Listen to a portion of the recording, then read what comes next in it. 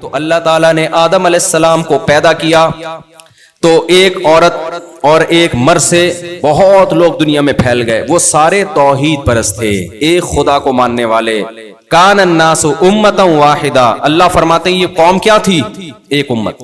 پھر آدم علیہ السلام کے بیٹے قابیل نے حابیل اپنے بھائی کو قتل کر دیا ایک عورت کی لالچ میں، عشق معاشقے میں بھائی کا خون کیا۔ وہ پہلا خون تھا انسانی تاریخ، لیکن کافر نہیں تھے، وہ عقیدہ خراب نہیں تھا، عملی کوتاہیاں تھی، عملی کوتاہی۔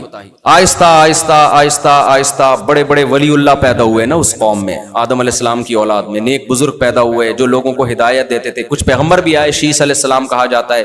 تو ہوتے ہوتے ہوا یہ کہ کچھ بزرگ اتنے اچھے کہ جب وہ دنیا سے گئے نا تو لوگ ان کی یاد میں ان کے مجسمے بنا لیے، لوگوں نے کیا کیا ان کی یاد میں؟ یہ حرام ہے اسلام میں۔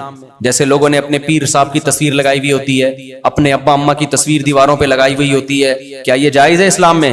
یادگار کے طور پر دیواروں پہ تصویر لٹکانا اسلام میں جائز نہیں۔ خیر انہوں نے، اب وہ قائد اعظم سے پوچھو بھائی، کہہ رہے قائد اعظم کی تصویریں بھی تو لگی ہوتی ہیں، تو جنہوں نے لگائی ہیں ان سے پوچھو، تو اسلام میں بہرحال تصویر سازی کیا ہے؟ حرام۔ یہ ڈیجیٹل تصویر کے حکم میں نہیں ہے، خوب سمجھ لو اچھی طرح، اس پر میں بہت ڈیٹیل سے بیان کر چکا ہوں۔ اور کسی ضرورت سے تصویر کھنچوانی ہو وہ بھی جائز ہے، کیونکہ ضرورت سے جو کتا پالنا جائز ہے، تو جس حدیث میں کتے کو حرام قرار دیا اس میں تصویر کو بھی، تو ضرورت میں جب کتا مستثنی ہے تو تصویر بھی کیا ہے؟ اب ضرورت بہت ساری ہو سکتی ہے، بلا ضرورت کی بات کر رہا ہوں، بلا ضرورت تعظیم کے لیے تصویریں لٹکانا اسلام میں جائز نہیں ہے۔ ہاں ضرورت ہو تو وہ مستثنی ہے، وہ خارج ہے اس سے۔ تو خیر ضرورت یہ ہوتی ہے اشتہاری مجرم ہے اس کی تصویر دینی پڑ جاتی ہے، ہمارے یہاں تو نہیں دی جاتی لیکن بہت سے ملکوں میں دی جاتی ہے۔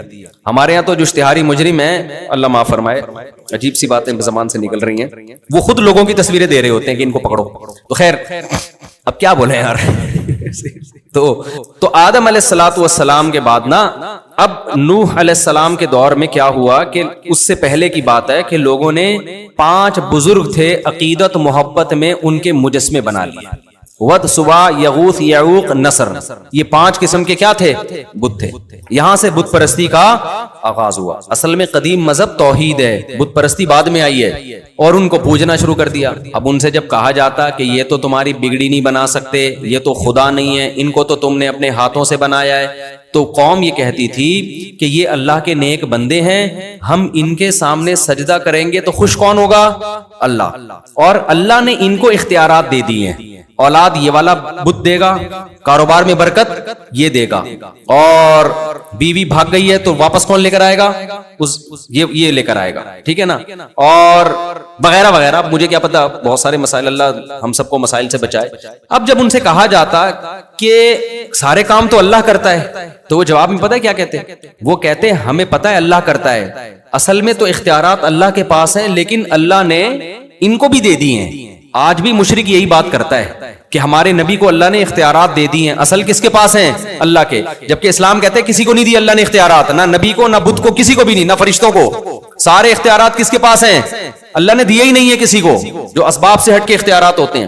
اب کیا ہو رہا ہے کہ جی بجائے اللہ کے سامنے سر جھکانے کے بتوں کے سامنے سر جھک رہا ہے، ان سے منتیں مانی جا رہی ہیں کہ تو میری بگڑی بنا دے، تو یہ کر دے، تو وہ کر دے۔ پھر تھوڑی ہیں بھائی، اللہ کے نیک بندے تھے تو آپ جب اپنے بندوں سے، بادشاہ جب لوگوں سے خوش ہوتا ہے تو علاقے دے دیتا ہے نا ان کو، چل بھائی پانی کا وزیر میں نے تجھے بنا لیا، پانی مانگنا ہے تو بادشاہ کے پاس جانے کی ضرورت نہیں ہے، اب آپ کس کے پاس جاؤ گے؟ کراچی میں کسی کے پاس بھی نہیں جاؤ گے کیونکہ کہیں بھی نہیں ملے گا، لیکن جہاں دنیا میں نظام ہے وہاں کس کے پاس جاؤ گے؟ پانی کے وزیر کے پاس جاؤ گے، بجلی میں بجلی کے وزیر کے پاس جاؤ گے۔ تو اللہ نے جو ہے نا ان سے خوش ہو کے ان کو اختیارات بانٹ دی۔ اللہ کو اس سے غضب آتا ہے۔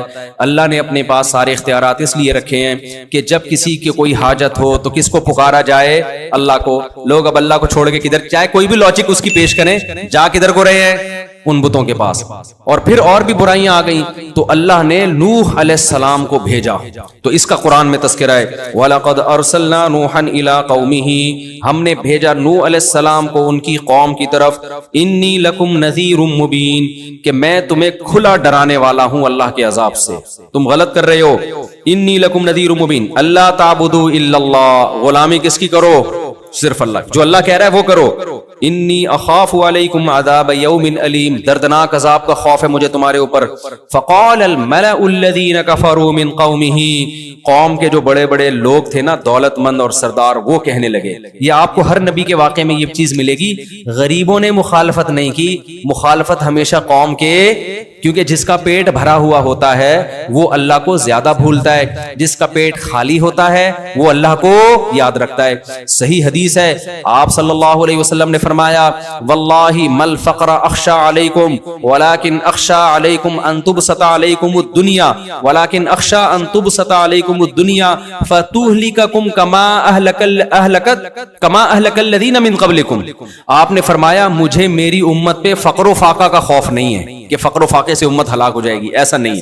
مجھے خوف اس بات کا ہے پیسہ بہت آئے گا امت کے پاس، اور یہ دولت ان کو ایسے ہلاک کر دے گی جیسے پچھلے لوگوں کو ہلاک کیا تھا. اب دیکھو نا عرب کنٹریز میں پیسہ جب نہیں تھا، دین پہ تھے نا پورے، جب پیسہ آ گیا تو مزید پیسہ کمانے کی کوشش. اب حال دیکھو کس طرف کو رخ ہو گیا ہے. تو یہی حال سب کا ہے دنیا میں.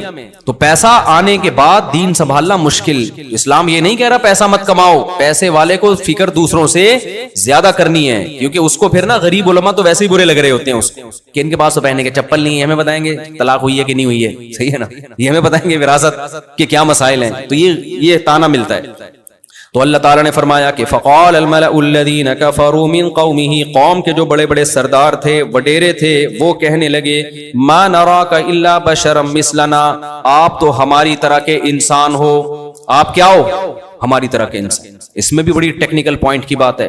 ہر پیغمبر کو یہ تانا ملا ہے کہ آپ ہمارے جیسے بشر ہو، کھاتے ہو پیتے ہو، بازاروں میں خریداری. پیغمبروں نے جواب میں یہ نہیں کہا کہ نہیں ہم بشر نہیں ہیں، ہم کوئی اور مخلوق ہیں، بلکہ پیغمبروں نے یہی کہا ہم کیا ہیں؟ تمہاری طرح کے بشر ہیں. تو اللہ نے انسانوں میں ایک انسان کو سلیکٹ کر لیا. اس سے بھی پتہ چلتا ہے کہ جو پیغمبر ہیں، آپ بتاؤ پیغمبر سے بڑا ولی اللہ کوئی ہو سکتا ہے؟ لیکن ان کی لائف نارمل لائف ہوتی ہے.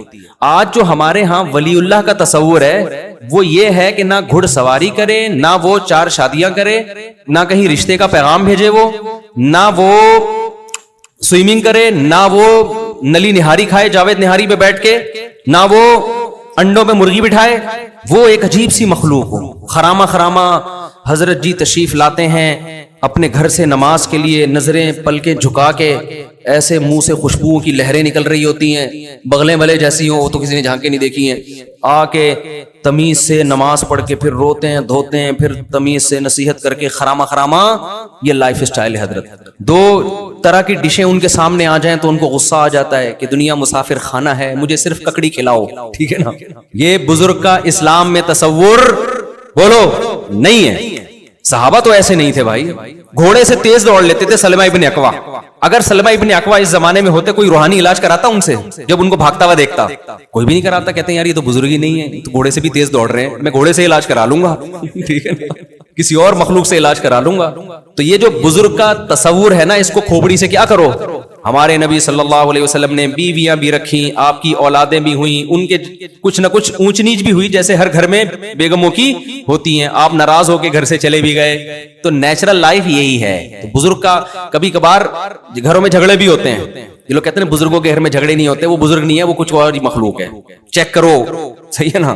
تو سب کچھ نارمل ہی ہوتا ہے. ہاں بزرگ کسے کہتے ہیں؟ الا ان اولیاء اللہ لا خوف علیہم ولا هم يحزنون الذین آمنوا وكانوا يتقون. عقیدہ صحیح ہو، برائیوں سے بچتا ہو. بس سمجھتے ہو عقیدہ کیا ہو؟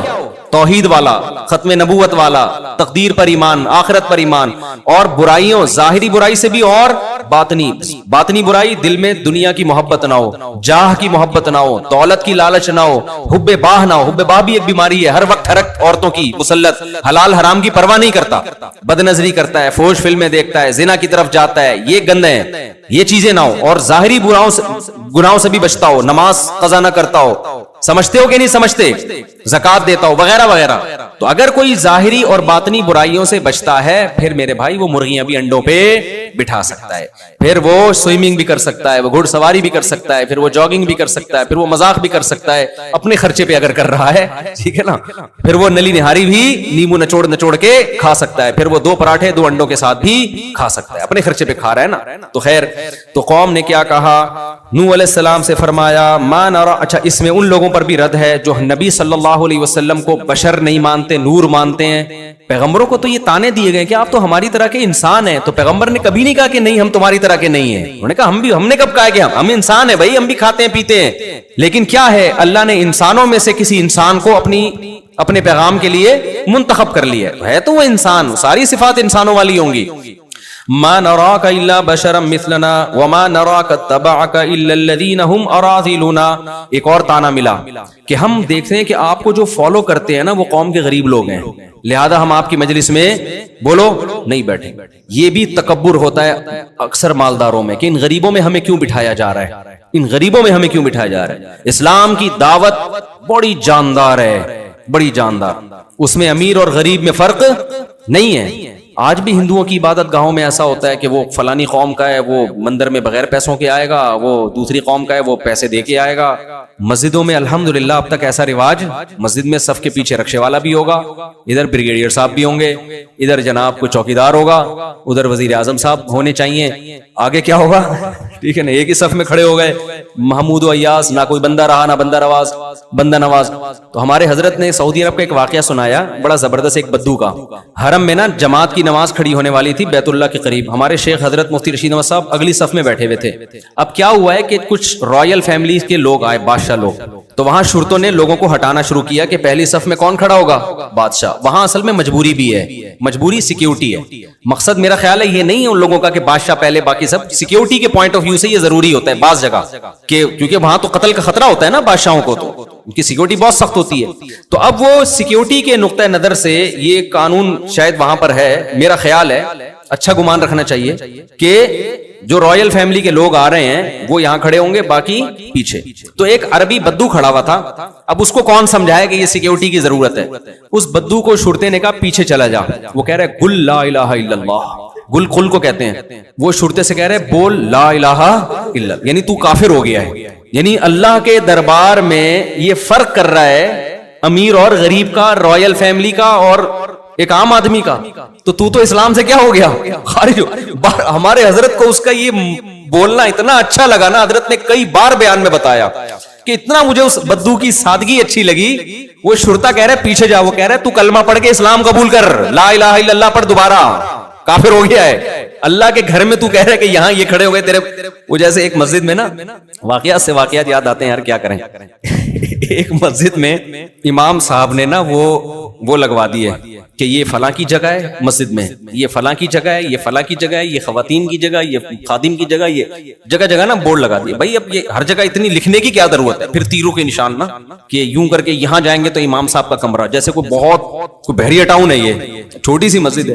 تو ایک جلے ہوئے صاحب جو امام صاحب سے ویسے ہی تپے ہوئے تھے, وہ آ کے قصہ کیسے سنا رہے ہیں, مفتی صاحب اس مسجد میں جاؤ, لکھا ہوا ہے تیرے باپ کی جگہ ہے, تیری ماں کی جگہ ہے, یہ تیری بہن کی جگہ ہے. مجھے اس کا اسٹائل بڑا ٹائٹ لگ رہا. کہہ رہے مسجد ہے سیدھا سیدھا بھائی, جو جہاں آگے بیٹھ جائے. کہہ رہے نہیں, امام نے لکھا ہوا تیرے باپ کی جگہ, یہ تیرے ماموں کی جگہ, یہ تیری ماں کی جگہ, یہ تیری بہن کی جگہ. مجھے اس کے اسٹائل پہ اتنی ہنسی آئی ہے, میں نے کہا یار دیکھو, تو مسجدوں میں ایسا میرے بھائی سب جگہ سب کی ہے, جو پہلے آگے جہاں بیٹھ گیا وہ جگہ اس کی ہے.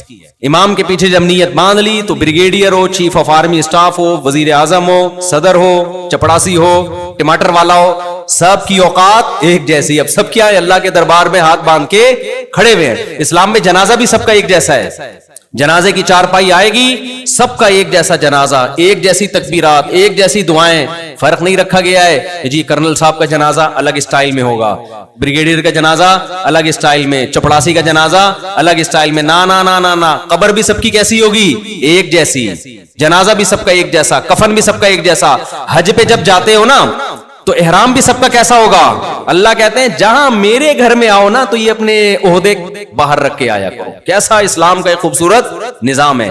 وہاں امیر غریب نہیں ہے. بیت اللہ میں جب حج کرنے کے لیے جاؤ گے تو احرام سب نے ایک جیسا پہننا ہے, اور واپسی پہ سب کے دہشت گردی کا ٹنڈ ہوگی سب کی, ٹھیک ہے نا, قصر ہوگا یا کیا ہوگا, حلق ہوگا, وہاں بھی فرق نہیں رکھا اللہ تعالیٰ نے.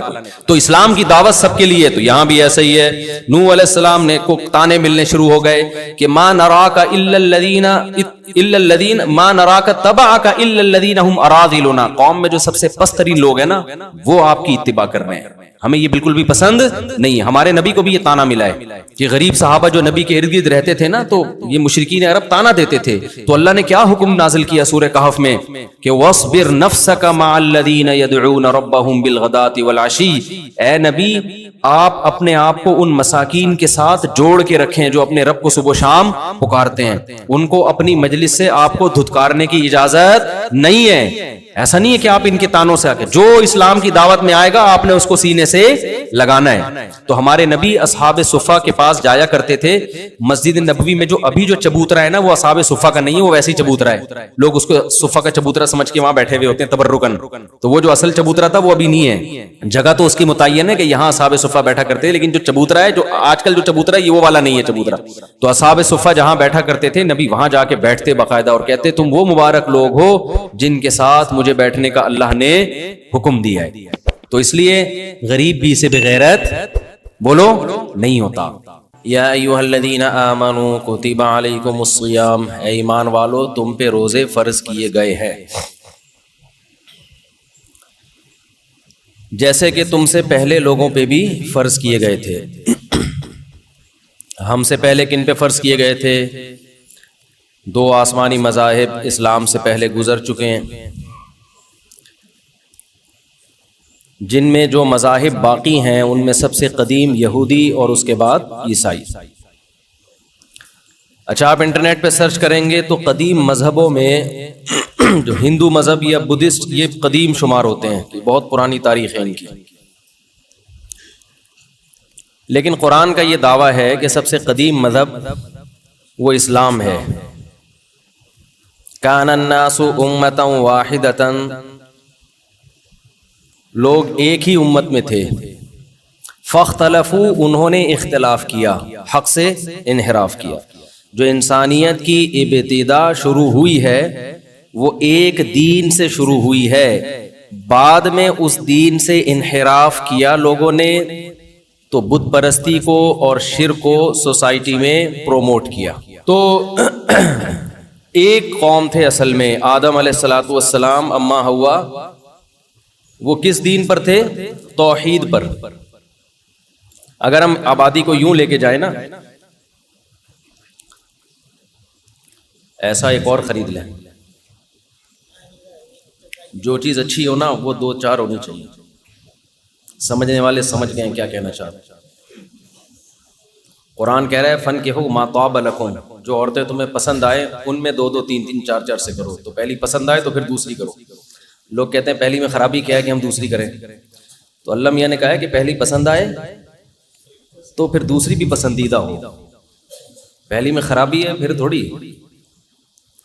اگر آپ کہیں دوسری شادی کے لیے جائیں وہ بولیں پہلی میں کیا خرابی ہے, تو آپ کہیں اگر خرابی ہوتی پھر تھوڑی کرتا میں. خرابی نہیں ہے تو اللہ میاں نے کہا ہے کہ جو پسند آئے اس سے کرو. تو پہلی بھی پسند آئی تھی اس لیے اس سے کری, اب دوسری بھی پسند آ رہی ہے اس لیے اس سے کرو. یہ خیر رمضان سے ہٹ کے کچھ باتیں, یہ باتیں شوال میں کرنے کی تھیں لیکن چلو. ہاں تو آپ نیٹ پہ سرچ کریں گے تو قدیم مذاہب میں جو آئے گا نا وہ کیا آئے گا؟ بدھسٹ. تو دیکھو یہ جو انٹرنیٹ کی تحقیقات ہوتی ہے نا, یہ سائنسدانوں کی جو ہسٹری کی تحقیقات ہوتی ہیں,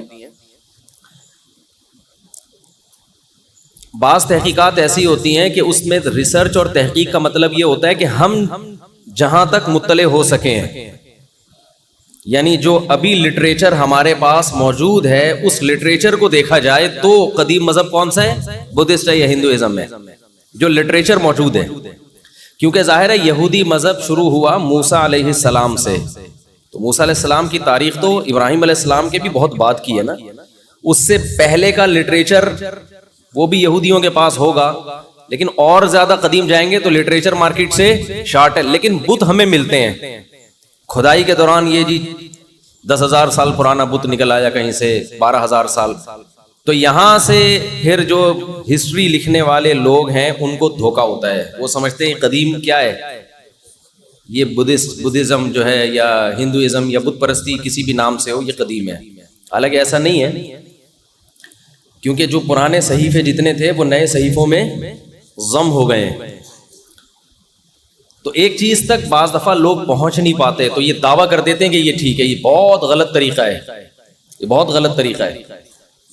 ہونا یہ چاہیے کہ ریسرچ اور تحقیق میں یہ کہا جائے کہ ہماری معلومات کی حد تک، جو اب تک ہمارے پاس وسائل اور ذرائع ہیں، اس کے مطابق یہ کہا جا سکتا ہے.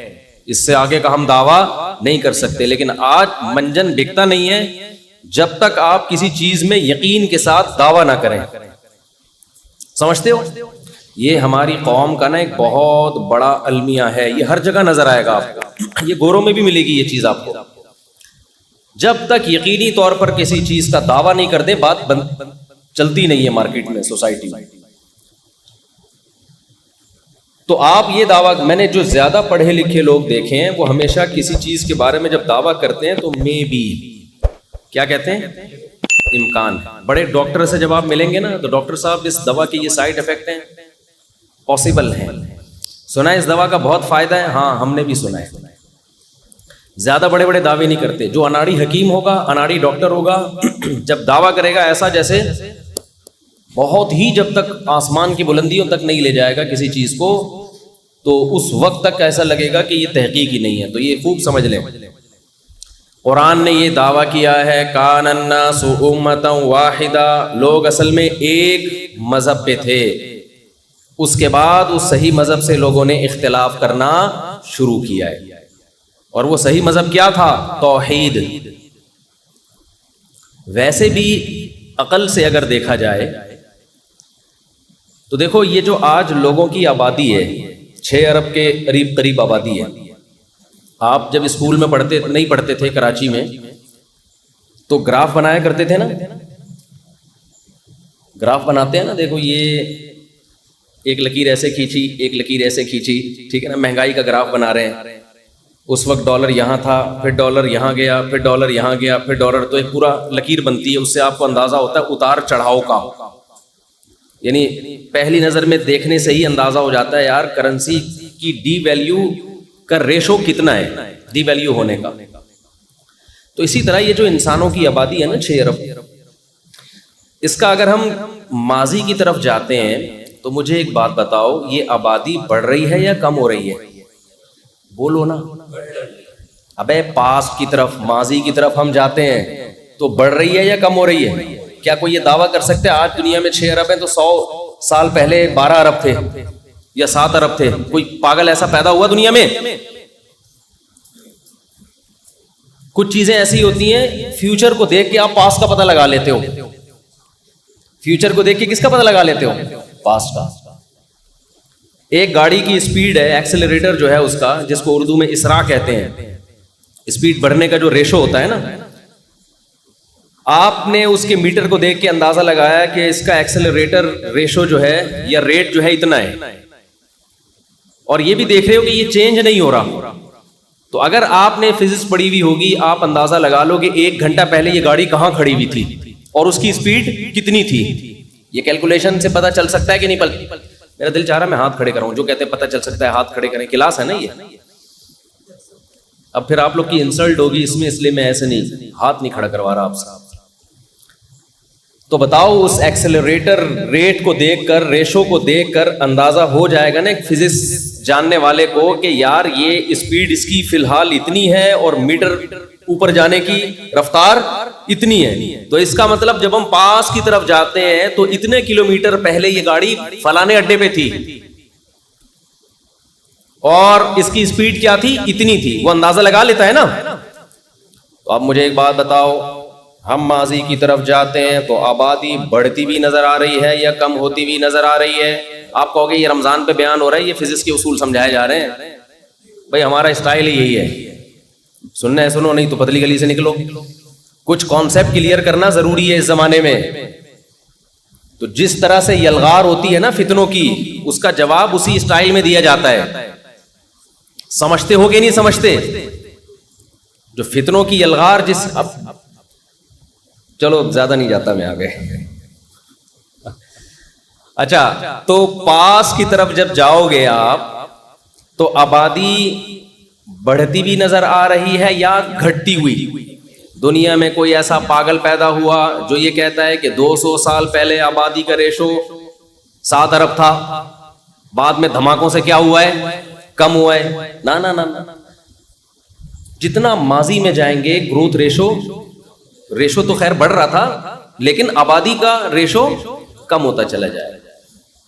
آبادی کم ہوتے ہوتے اب جو ہم گراف بنائیں گے، آپ نے گراف بنایا، ایک لکیر ایسے کھینچی، ایک لکیر ایسے کھینچی، آپ ٹھیک ہے نا، اسکول میں نہیں کھینچی، پڑھتے نہیں ہیں نا اسکولوں میں، تو اب آپ اوپر سے نیچے لکیر لانا شروع کرو گے، ٹھیک ہے نا۔ 6 ارب تھے 100 سال پہلے گئے، فرض کر لو 5 ارب، فرض کر لو، اتنے نہیں تھے، اس سے بھی کم تھے، بلکہ اور بھی کم تھے، اور نیچے ہوتے ہوتے ایک 0 پوائنٹ آئے گا کہ نہیں آئے گا؟ اس میں کہیں بندر آ جائے نا تو میرا نام بدل دینا، بس یہ میں کہنا چاہ رہا تھا، سمجھنے والے سمجھ گئے۔ یہ اتنی تیزی سے پیچھے گراف جائے گا نا کہ آپ کو تھوڑے ہی عرصے پہلے آبادی کتنی نظر آئے گی؟ 0۔ اس کے لیے اربوں سال پیچھے جانے کی ضرورت نہیں ہے۔ دیکھو 1 سے 2 ہونا اس میں زیادہ ٹائم نہیں لگتا، 2 سے 4 ہونے میں زیادہ ٹائم نہیں لگتا، لیکن جتنا ٹائم 1 سے 2 ہونے میں لگا ہے نا، 2 سے 4 ہونے اور 4 سے 8 ہونے میں اس سے کم ٹائم لگتا ہے۔ ہم بچپن میں ایک سوال پوچھا کرتے تھے کہ یہ جو شطرنج میں نے بہت کھیلا ہے بچپن میں، اللہ معاف فرمائے، کوئی کھیلنے کی چیز نہیں ہے، ٹائم ویسٹنگ ہے۔ شطرنج کھیلنا صرف فقہا کے نزدیک اس شخص کے لیے جائز ہے جس نے کوئی جنگی کمانڈر ہو اور جنگی چالیں دشمن کی سمجھنا یا اس میں مہارت پیدا کرنا چاہتا ہو، ورنہ ایسے کھیل جس میں آپ کا دماغ لگ رہا ہے نا، وہ کھیل اس لیے ناجائز ہیں کہ کھیل کھیلا جاتا ہے دماغ کو فریش کرنے کے لیے، تاکہ دماغ مفید کاموں میں استعمال ہو، اور آپ نے کھیل میں ہی دماغ کھپا کے ختم کر دیا تو مفید کام کے قابل نہیں رہا۔ کھیل کھیلے جائیں گے فزیکل ایکٹیویٹی، جو دوڑ رہے ہیں، بھاگ رہے ہیں، فٹ بال کھیل رہے ہیں، ہاکی کھیل رہے ہیں، اس طرح کی چیزیں، تاکہ دماغ فریش ہو، پھر دماغ کو آپ اچھے کاموں میں لگاؤ۔ دماغ ہی آپ نے شطرنج میں 6 گھنٹے ضائع کر دیا تو بچا کیا ہے آپ کے پاس؟ تو تھک گئے نا آپ۔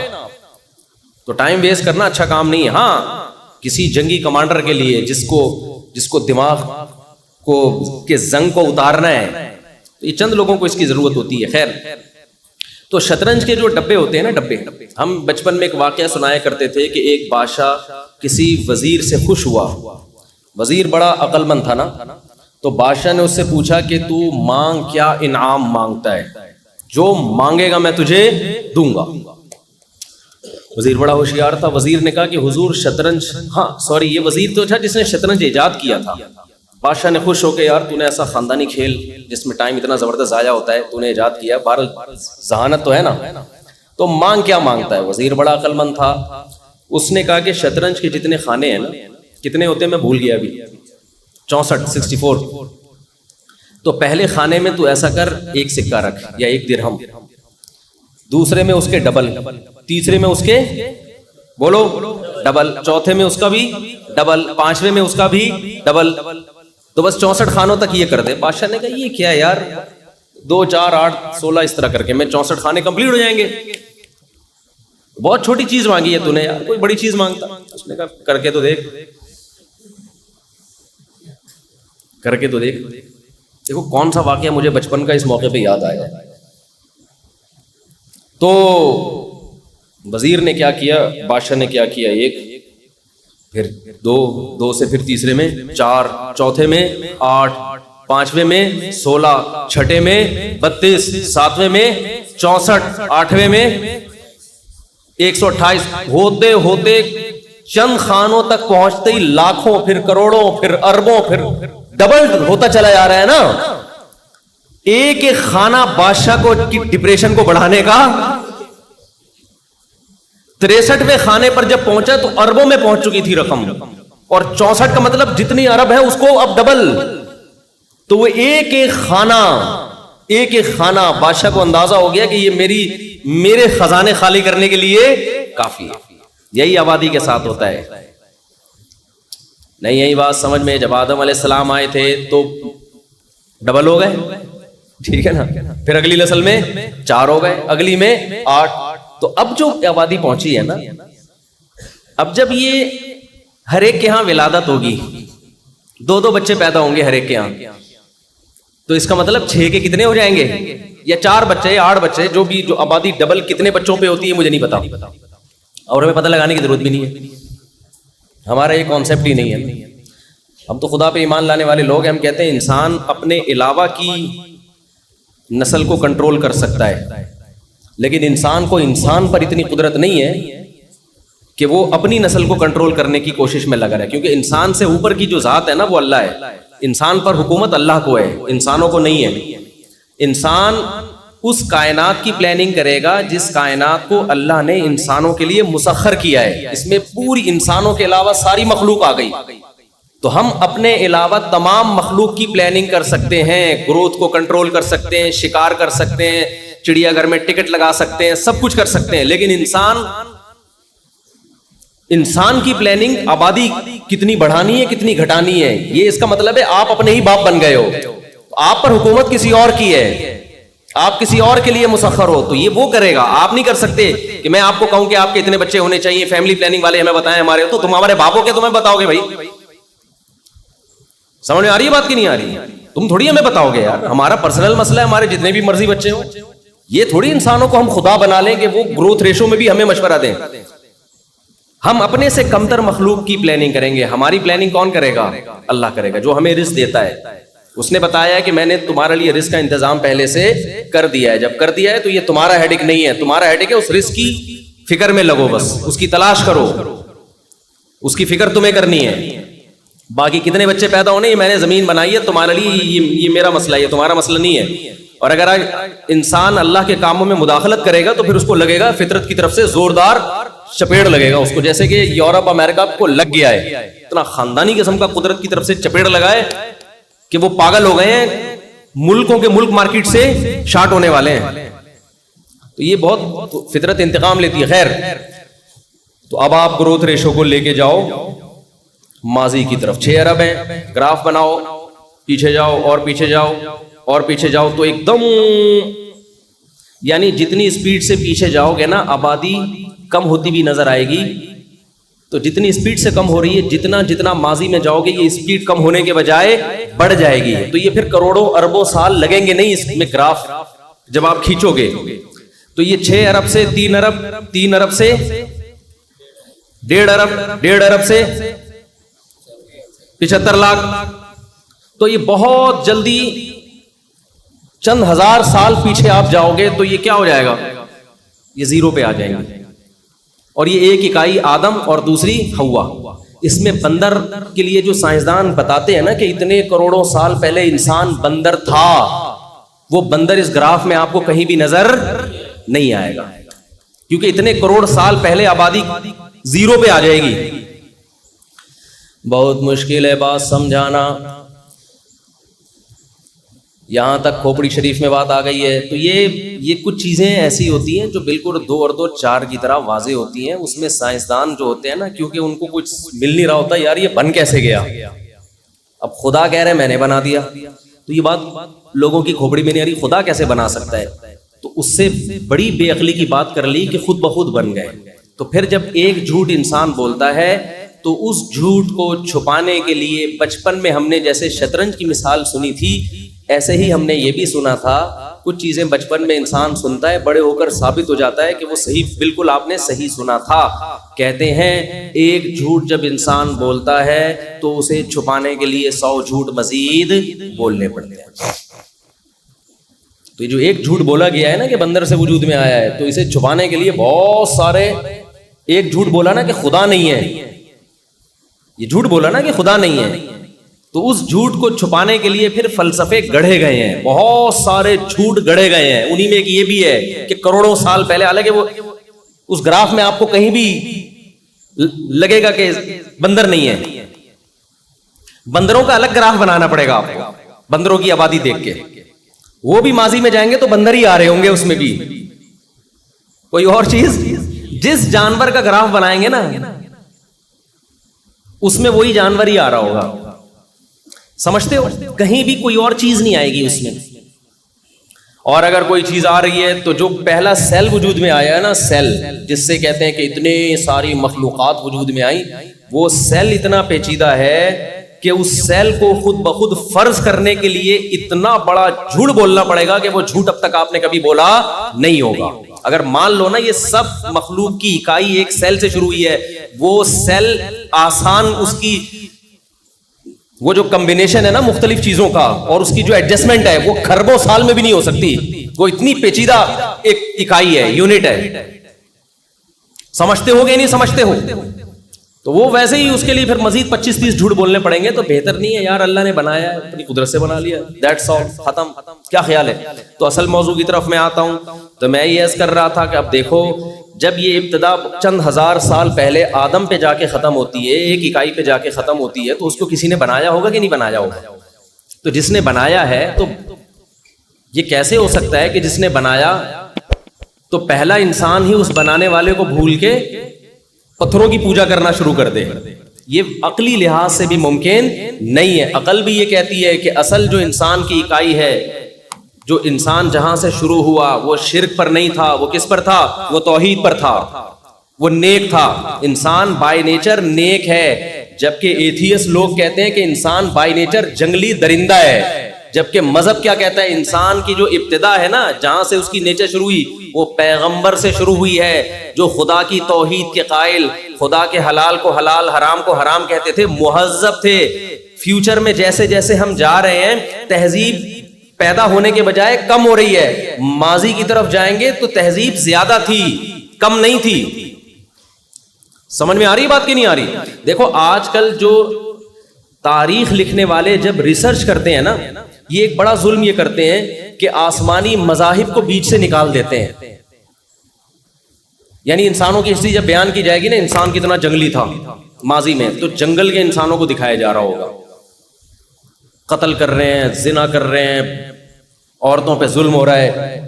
حالانکہ یہ وہ تمام قومیں ہیں جو کسی آسمانی مذہب کو فالو نہیں کرتی, جبکہ میجورٹی کس کو فالو کرتی رہی ہے؟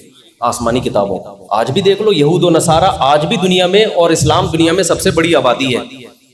تو اتنی بڑی آبادی کو, اس کا مطلب یہ ریسرچ صحیح نہیں ہے. آپ اگر ماضی کی طرف جاؤ گے, آپ کو زنا زیادہ نظر آئے گا یا کم نظر آئے گا؟ بولو. کم نظر آئے گا. فیملی سسٹم مضبوط نظر آئے گا. حتیٰ کہ جو مشرک ہیں, بت پرست ہیں, ان میں بھی فیملی سسٹم تھا. میں ایک سوال پوچھتا ہوں کہ یہ فیملی سسٹم کہاں سے آ گیا لوگوں میں؟ یہ کس نے ان کو ساری قوموں کو جمع کر کے بتایا کہ میاں بیوی بن کے رہنا ہے؟ کیا یہ خود سے ہو سکتا ہے؟ گول میز کانفرنس ہوئی تھی؟ یا پہلا انسان جو دنیا میں آیا اس میں اتنی عقل تھی کہ اس کو پتا ہے کہ نکاح کر کے رہنا ہے ہم نے, اور آگے بچوں کی بھی شادیاں کرانی ہے, زنا نہیں کرنا؟ یہ خدا کی گائیڈنس کے بغیر ممکن, بولو, نہیں. اب یہاں بھی آپ گراف کھینچو. ہم اس وقت دنیا میں دیکھ رہے ہیں زنا زیادہ ہے, پہلے زنا کم تھا. یورپ امریکہ میں بہت زیادہ زنا ہے. کیا 150 سال پہلے بھی اتنا ہی تھا؟ پہلے ان کا خاندانی نظام تھا. چائنا میں زنا پھیل گیا, کیا 100-150 سال پہلے بھی اتنا تھا؟ چائنیز بتائیں گے نہیں تھا. اب آپ زنا کے بارے میں گراف بناؤ. ابھی زنا کا ریشو اتنا, ماضی میں کم, ماضی میں کم, ہوتے ہوتے ایک وقت آئے گا یہ پچھلی قوموں میں آپ کو نکاح کا ریشو بہت زیادہ. اب ایک سوال یہ ہوتا ہے کہ دنیا کے مختلف خطوں میں لوگ شادی بیاہ کر کے رہتے تھے, ان مختلف خطوں کے لوگوں کو کس نے جا کے ایک پلیٹ فارم پہ جمع کیا ہے کہ زنا کر کے نہیں رہنا بلکہ ایک جوڑے اور پیر بنا کے رہنا ہے؟ کیا یہ اس چیز کی طرف ساری دنیا کے لوگوں کی خود بخود نظر جا سکتی ہے؟ نہیں جا سکتی. یہ اس کی علامت ہے, یہ سب کسی ایک گائیڈنس کے تحت جمع ہوئے تھے, اور وہ گائیڈنس کیا تھی؟ وحی کی تعلیمات. تو یہ تمام کے تمام پہلے کسی پیغمبر کو فالو کرتے رہے ہیں, بعد میں آ کے ان پیغمبروں کی تعلیمات سے دور ہوتے رہے. انہی پیغمبروں نے ان کو بتایا تھا کہ زنا بری چیز ہے اور نکاح کر کے رہنا. یہ پیغمبر کی تعلیمات کے بغیر خود سے عقل ان چیزوں کی طرف نہیں جا سکتی. جا سکتی ہوتی تو اب جانی چاہیے تھی نا. کیا ہو گیا بھائی مولوی صاحب، آپ کہاں سے تشریف لائے ہیں؟ جی اچھا کورنگی کراسنگ سے آپ کہہ رہے ہوں گے مولوی صاحب کی کیا قصے لے کے بیٹھ گئے؟ ابھی میں آ رہا ہوں، اصل میری تمہید ہمیشہ لمبی ہوتی ہے، کانسیپٹ کلیئر کرنا ضروری ہے۔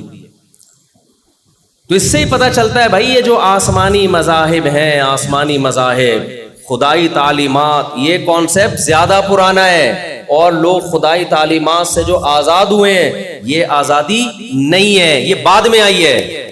تو اسلام سب سے پرانا مذہب ہے، اسلام سے میری مراد توحید۔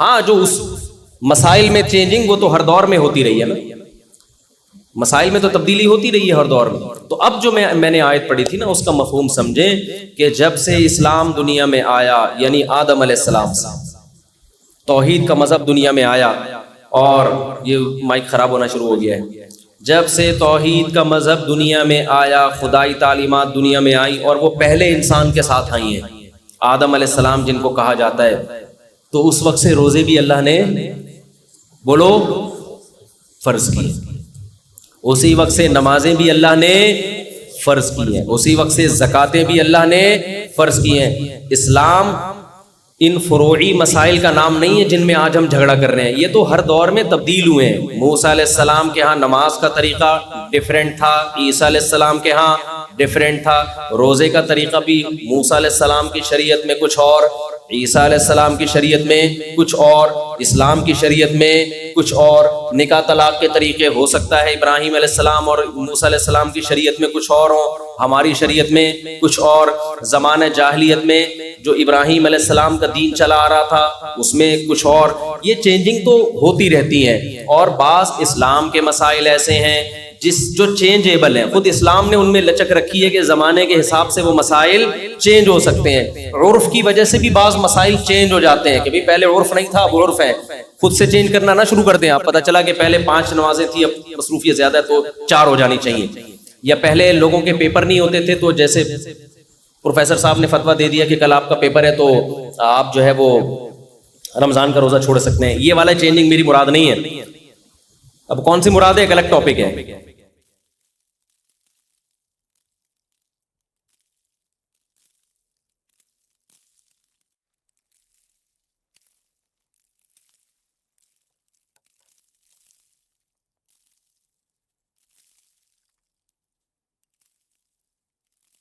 مسلمان عورت کا غیر مسلم مرد سے شادی کرنا۔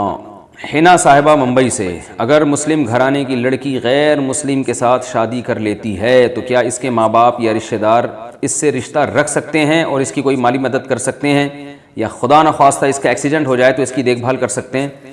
دیکھیں یہ شادی ہوگی نہیں، مسلمان عورت جب غیر مسلم مرد سے شادی کرتی ہے تو نکاح شریعت میں کالعدم ہے، تو یہ زنا ہے، تو اس کے سارے حکام زنا والے ہی ہوں گے، تو اس لیے ان کے والدین کو چاہیے کہ اس کو محبت سے سمجھائیں، قانونی حربہ بھی استعمال کریں، پھر بھی باز نہیں آتی تو اس سے ہر قسم کا تعلق ختم کر دیں، جنازے میں شرکت اور اس کی زندگی میں اس کے ساتھ میل جول بالکل یہ بائیکاٹ کر دیں، کیونکہ یہ بہت بڑا جرم ہے۔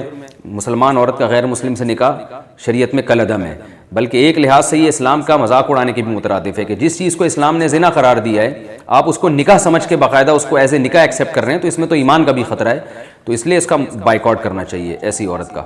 عیسائی عورت سے شادی کا حکم۔ عیسائی لڑکی سے شادی کرنا کیسا ہے؟ کیا اسے پہلے مسلمان کرنا ضروری ہوگا یا نہیں؟ ساجد صاحب انڈیا سے پوچھتے ہیں۔ اگر کوئی عیسائی لڑکی واقعی عیسائی ہے، یعنی بائبل کو اللہ کی کتاب مانتی ہے، حضرت عیسیٰ علیہ السلام کو اللہ کا پیغمبر مانتی ہے، اور مذہبی ہے، یعنی مذہب سے مطلب لبرل، ایسی ملحد نہیں ہے کہ جیسے آج کل بہت سے عیسائی ایسے ہیں جو عیسائی مذہب کو مانتے ہی نہیں ہیں، وہ صرف نام کے عیسائی ہیں، وہ کہتے ہیں ہم وہ کرسچینٹی پہ کو برا بلا کہتے ہیں، تو وہ ملحد ہیں۔ جیسے مسلمانوں میں بعض ایسے ہو گئے ہیں کہ نام کے مسلمان ہیں مگر وہ اصل میں لبرلزم کی انتہا کو پہنچنے کے بعد پھر وہ دین بالکل ہی الحاد کی طرف چلے جاتے ہیں، کمیونسٹ بن جاتے ہیں اور ایتھیسٹ بن جاتے ہیں۔ تو اگر ایسا عیسائی ہے جو ایتھیسٹ ہے تو پھر تو اس سے نکاح، یعنی ایسی عورت ہے تو اس سے نکاح نہیں ہوگا۔ لیکن اگر واقعی ایسی عورت ہے جو کرسچینٹی کو فالو کرتی ہے، عقیدے کی حد تک بے شک کرتی ہو، اور اس میں 2 چیزیں، حضرت عیسیٰ کو اللہ کا پیغمبر مانتی ہو اور انجیل کو اللہ کی کتاب مانتی ہو، اور موسیٰ علیہ السلام اور باقی پیغمبروں پر ایمان رکھتی ہو، تو پھر اس عورت سے نکاح جائز، یعنی نکاح ہو جائے گا۔ رہا یہ مسئلہ کہ ایسی عورت سے نکاح ہو تو جائے گا لیکن جائز بھی ہے یا نہیں ہے، تو جائز اس صورت میں ہے کہ آپ کو یہ اطمینان ہو کہ عیسائی خاتون سے نکاح کے بعد بچے عیسائی نہیں بنیں گے۔ آپ کا ہولڈ رہے گا. وہ چرچ جائے گی تو آپ مسجد جائیں گے. ایسا نہ ہو کہ وہ آپ کو چرچ گھسیٹ کے لے جائے یا آپ کے بچوں کو چرچ لے جائے, کیونکہ یہاں اسلام میں قانون ہے کہ بچے باپ کے تابع ہوں گے اور جو دین بہتر ہے اس کے تابع ہوں گے, تو بچے بہرحال مسلمان پیدا ہوں گے. تو یہ مسلم کنٹری میں تو اس پہ کسی حد تک کنٹرول کیا جا سکتا ہے. غیر مسلم کنٹریز میں وہاں چونکہ حکومت کے لا ایسے ہیں کہ وہ عورت ہی کو زیادہ سپورٹ کرتے ہیں, تو اس میں اس بات کا خطرہ ہوتا ہے کہ بچے جب پیدا ہوں گے تو وہ کرسچینٹی کی طرف جا سکتے ہیں اور وہ چرچ جائیں گے, اور آپ کو یہ بھی خطرہ ہوگا کہ آپ بھی اپنے ایمان سے دور نہ ہو جائیں, یا آپ کے بچے تو کم از کم غیر مسلم بن جائیں گے. تو اگر ایسا خطرہ ہے تو پھر نکاح ہو جائے گا, مگر یہ نکاح جائز نہیں ہے, اس کو اپریشیٹ نہیں کیا جائے گا. گناہ ہوگا کہ آپ اپنی اولاد کا مستقبل کیوں تباہ کر رہے ہیں. تو اگر کسی نے کرسچن لڑکی سے شادی کرنی ہے تو اس سے یہ پہلے سے ایگریمنٹ ریٹن میں لکھوایا جائے کہ میرے بچے مسلمان ہوں گے, وہ چرچ نہیں جائیں گے, وہ مسجد جائیں گے, آپ کا دین آپ کے لیے اور میرا دین میرے لیے, تو میں آپ کو مجبور نہیں کروں گا کہ آپ مسلمان ہو جائیں, لیکن آپ بھی کوئی ایسا کام نہیں کریں گے کہ میری اولاد بگڑ جائے. اس طرح کے ایگریمنٹ کر لینے چاہیے اور آپ کو پھر اطمینان بھی ہوگا کہ ان ایگریمنٹ پر عمل بھی ہوگا. تو ان شرطوں کے ساتھ اس کی گنجائش ہے. لیکن میں پھر بھی یہ کہتا ہوں کہ عیسائی خاتون یا یہودی لڑکی سے وہ شخص شادی کرے جس کا 2-3 شادیوں کا ارادہ ہو, کیونکہ اگر مسلمان اس طرح سے عیسائی یا یہودی لڑکی سے شادی کریں گے تو مسلمان لڑکیوں سے کون شادی کرے گا پھر, کیونکہ ان کے پاس پہلے ہی مرد کم ہے شادی کرنے کے لیے, رشتے ہو نہیں رہے. تو آپ جا کے یورپ میں ادھر گوری لڑکیوں سے شادیاں کرنا شروع کر دیں گے, گوروں کی لڑکیوں سے, تو نتیجہ یہ نکلے گا کہ مسلمان ملکوں میں لڑکیاں پہلے ہی بیٹھی ہوئی ہیں, ان کی شادیاں نہیں ہونی, کیونکہ مسلمان لڑکی کی شادی تو غیر مسلم سے نہیں کی جا سکتی. تو اس لیے یہ وہ شخص یہ کام کرے جو 2-3 شادیوں کا ارادہ کرتا ہے. چلو یہ ایک مسلمان عورت ہو گئی, تو چلو ایک انگریز ہو گئی یا کوئی عیسائی ہو گئی. طلاق کے بعد زیور اور بری کے کپڑوں کا حکم. میرے بیٹے کی 10 ماہ پہلے شادی ہوئی تھی, مگر پھر بیوی کے مطالبے پر اس نے بیوی کو طلاق دے دی. نکاح کے موقع پر لڑکی والوں نے شرط میں یہ لکھوایا تھا کہ دونوں طرف کا زیور لڑکی کا ہے, لیکن اس کی کوئی مقدار نہیں لکھوائی تھی کہ 1 سیٹ ہے, 2 سیٹ ہیں یا کیا ہے. تو اب کیا شادی کا زیور یا بری میں جو کپڑے چڑھائے جاتے ہیں وہ لڑکے کے ہوں گے یا لڑکی کے؟ کیا ہمیں اسے وہ کپڑے اور زیور واپس کرنے ہوں گے؟ بھائی جو لڑکی کو زیور ملا تھا اس کے والدین کی طرف سے وہ لڑکی ہی کا ہے, اور جو بہو کو لڑکے والوں نے پہنایا تھا بطور مہر کے نہیں ویسے ہی پہنایا تھا, تو وہ لڑکے والوں کا سمجھا جائے گا, جب تک کہ واضح دلیل سے گواہوں سے ثابت نہ ہو جائے کہ انہوں نے بہو کی ملکیت میں دے دیا تھا. اگر ملکیت میں نہیں دیا تھا, ویسے ہی دیا تھا, تو وہ ویسے ہی سمجھا جائے گا. تو لڑکی کو لڑکی والوں کی طرف سے جو ملا وہ لڑکی کا ہے, لڑکے کو لڑکے والوں کی طرف سے جو ملا یا لڑکی والوں کی طرف سے جو ملا وہ لڑکے کا ہے, اور لڑکے والوں نے جو لڑکی کو جو زیور وغیرہ پہنایا وہ بھی لڑکے ہی کا سمجھا جائے گا جب تک کہ واضح دلیل نہ ہو. اور بری بری جو ہے نا, یہ تو گفٹ آتے ہیں لڑکی والوں کی طرف سے شوہر کے لیے یا بہنوئی یا داماد کے لیے, تو وہ اس کی ملکیت میں دے دیے جاتے ہیں, ان کو ہینڈ اوور کر دیا جاتا ہے, تو وہ ہدیہ ہے, وہ اس کو مل گیا تو اس کا ہو گیا وہ, تو اب اس کو واپس نہیں لے سکتے. تو جہیز واپس کرنا پڑے گا, مہر دینا پڑے گا, اور جو زیور لڑکی اپنے گھر سے لے کر آئی تھی وہ زیور اس کو واپس کرنا پڑے گا. باقی ساری چیزیں آپ رکھ سکتے ہیں. قربانی کی قضا کا کیا طریقہ ہے؟ ام عمار سعودی عرب سے پوچھتی ہیں, گزشتہ سالوں کی قربانی کا طریقہ بتا دیں. اگر بڑا جانور ذبح کیا جائے تو کیا اس میں 7 قربانیاں ادا ہو جائیں گی؟ اگر رقم دیں تو کس کار خیر میں دیں؟ کیا مسجد میں دے سکتے ہیں یا کسی مستحق زکوٰۃ ہی کو دینا ضروری ہے؟ بھائی قربانی اگر ٹائم پہ آپ نے نہ کی ہو اور بقرعید گزر جائے تو اب جانور قربان نہیں ہو سکتا, بلکہ درمیانے درجے کے جانور کی قیمت صدقہ کرنی پڑے گی. درمیانے درجے کے دمبے کی یا بکرے کی آپ کو قیمت صدقہ کرنی پڑے گی, اور وہ صدقہ اسی کو کریں گے جو زکوٰۃ کا مستحق ہے. تو اب جانور جب ایک دفعہ بقرعید گزر جاتی ہے تو اس کی قضا جانور ذبح ہونے کی صورت میں نہیں ہو سکتی, چاہے وہ جانور پہلے سے موجود ہی کیوں نہ ہو آپ کے پاس. تو اگر پہلے سے جانور موجود ہے, آپ نے ذبح کرنا تھا لیکن نہیں کیا کسی وجہ سے, تو اب اس کی قیمت صدقہ کر دیں. اور اگر وہ جانور آپ نے ذبح کیا تو پھر اس کے گوشت کو بھی آپ کو صدقہ کرنا پڑے گا. تو اس طرح سے پھر قربانی ادا ہو جائے گی. لیکن نیا جانور خریدنے کے بجائے, اگر پرانا ہے تو نیا جانور خریدنے کے بجائے اس کی قیمت صدقہ کرنا یہ زیادہ افضل ہے شریعت میں.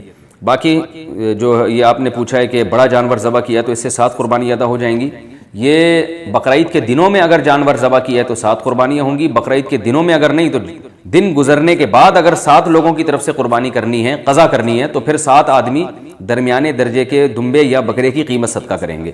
ہر شخص اپنی طرف سے کرے گا تو پھر ادا ہوگی, ورنہ نہیں ہوگی. جانور ذبح کر کے نہیں ہو سکتی. حفظ مکمل ہونے پر مٹھائی تقسیم کرنا. عنایت اللہ صاحب یو پی سے پوچھتے ہیں, حفظ مکمل کرنے پر جو مٹھائی وغیرہ تقسیم کی جاتی ہے یا دعوت دی جاتی ہے, اس طرح رشتہ دار وغیرہ جو تحائف کپڑے وغیرہ دیتے ہیں, کیا یہ جائز ہے یا نہیں؟ جائز ہے, اس سے بچے کی حوصلہ افزائی ہوتی ہے. دنیا داری میں تو لوگ بہت بڑی بڑی دعوتیں کرتے ہیں, بچہ پاس ہو جائے یا کوئی جاب اچھی مل جائے, تو حفظ قرآن کے بعد یا قرآن ختم ہونے کے بعد اس طرح کی جو ایکٹیویٹیز ہوتی ہیں اس سے بچے کی حوصلہ افزائی ہوتی ہے، دوسروں کو بھی ترغیب ہوتی ہے، تو اس میں کوئی حرج نہیں ہے، لیکن اعتدال سے اپنی جیب کو دیکھتے ہوئے تقریبات منعقد کرنی چاہیے۔ اور بچے کو اگر کوئی گفٹ بھی دینا چاہتا ہے تو بوجھ سمجھ کے نہ دے، وہ خوشی سے جو دے رہا ہے دے دے، نہیں دینا چاہتا تو نہ دے۔ یہ چیزیں آہستہ آہستہ پینلٹی بن جاتی ہیں، جرمانہ بن جاتی ہیں، گفٹ کے نام پہ لوگ مجبور ہو کے پھر دے رہے ہوتے ہیں۔ اگر قانوناً دوسری شادی پر پابندی ہو، بنت عبداللہ کینیڈا سے، کینیڈا میں گورنمنٹ کی طرف سے صرف ایک شادی کی اجازت ہے، اس سے زیادہ کی قانوناً اجازت نہیں، چنانچہ یہاں بہت سارے لوگ دوسری شادی کو گورنمنٹ سے چھپانے کی وجہ سے رجسٹرڈ نہیں کرواتے۔ اس طرح سے جو بچے ہوتے ہیں ان کے برتھ سرٹیفکیٹ میں بھی والدین کا اسٹیٹس غیر شادی شدہ آ رہا ہوتا ہے، کیا اس طرح کرنا صحیح ہے یا نہیں؟ جی ہاں صحیح ہے، کیونکہ وہاں دوسری شادی الاؤ نہیں ہے، تو آپ اس کو رجسٹر نہیں کروا سکتے، تو آپ اس طرح سے کر سکتے ہیں، کوئی بھی دوسری شادی کرنا چاہے تو اس کو رجسٹر نہ کروائے۔ تو وہاں تو ظاہر ہے گرل فرینڈ سے جو بچے پیدا ہوتے ہیں اس کو بھی وہ لوگ یعنی قانونی کہتے ہیں، تو یہ تو آپ کی مسلمان بیوی ہوگی، اگر کوئی بھی دوسری شادی کر رہے تو اس سے جو اولاد پیدا ہوگی وہ بالکل جائز ہوگی، حلال ہوگی، تو اگرچہ وہ ڈاکومنٹ میں نہ بھی ہو، تو جائز ہے، اس طریقے سے کیا جا سکتا ہے۔